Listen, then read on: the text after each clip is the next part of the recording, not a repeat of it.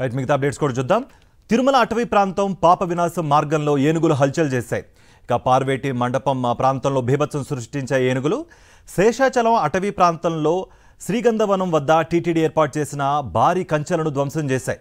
అంతేకాకుండా భారీ వృక్షాలను కూల్చివేశాయి. సమాచారం అందుకున్న ఫారెస్ట్ అధికారులు ఏనుగుల గుంపును అటవీ ప్రాంతంలోకి పంపించివేశారు.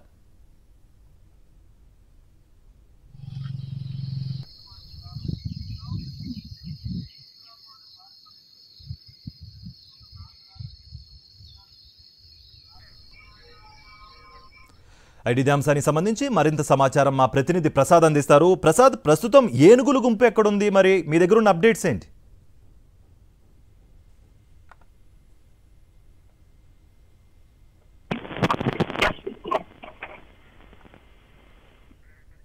ప్రసాద్, ఇక తిరుమల అటవీ ప్రాంతంలో పాప వినాశం మార్గంలో ఏనుగులు హల్చల్ చేశాయి. ఇక సకాలంలో ఫారెస్ట్ అధికారులు రెస్పాండ్ అయ్యి ఏనుగులను పంపించివేశారు. దీనిపై ఓవరాల్ అప్డేట్స్ అందించడానికి మా ప్రతినిధి ప్రసాద్ అందుబాటులో ఉన్నారు. ప్రసాద్, అప్డేట్స్ ఏంటి?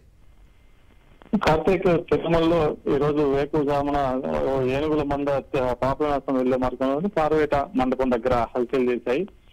అక్కడున్న వృక్షాలన్నింటినీ కూడా నాశనం చేశాయి. దీంతో పాటు టీటీడీ ఇటీవల ఏర్పాటు చేసిన చందనవనంలో దూరి అక్కడున్న వృక్షాలను సైతం కంచెను సైతం పడగొట్టేశాయి. దీంతో వెంటనే సమాచారం అందుకున్న అటవీ శాఖ అధికారులు సంఘటనా స్థానానికి చేరుకుని ఆ ఏనుగుల మందని ఆ ప్రాంతం నుంచి దూరంగా తరగడానికి ప్రయత్నాలు చేశారు.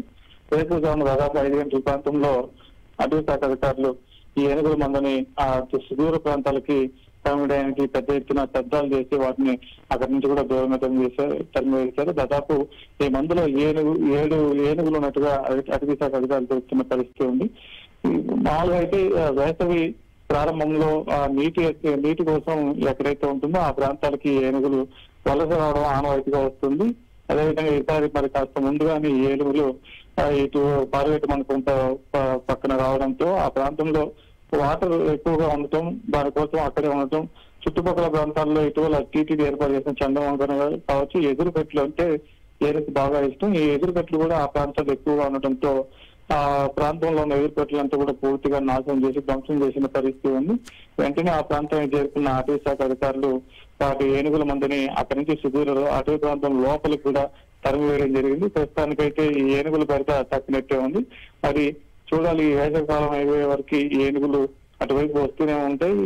ఎక్కువగా ప్రతిరోజు కూడా భక్తులందరూ కూడా ఇటు పాప వినాశనం తీర్థానికి కానీ ఆకాశగంగా, అదేవిధంగా వేణుగోపాల స్వామి గుడి ఈ తీర్థాలకు ప్రతిరోజు కూడా వేలాది మంది భక్తులు వెళ్తూ ఉంటారు. కాబట్టి టీటీడీ కావచ్చు, అటవీ శాఖ అధికారులు సంయుక్తం కలిసి ఈ ఏనుగుల్ని ఇటు రోడ్డుపైకి రాకుండా చర్యలన్నీ కూడా తీసుకున్న పరిస్థితి ఉంది.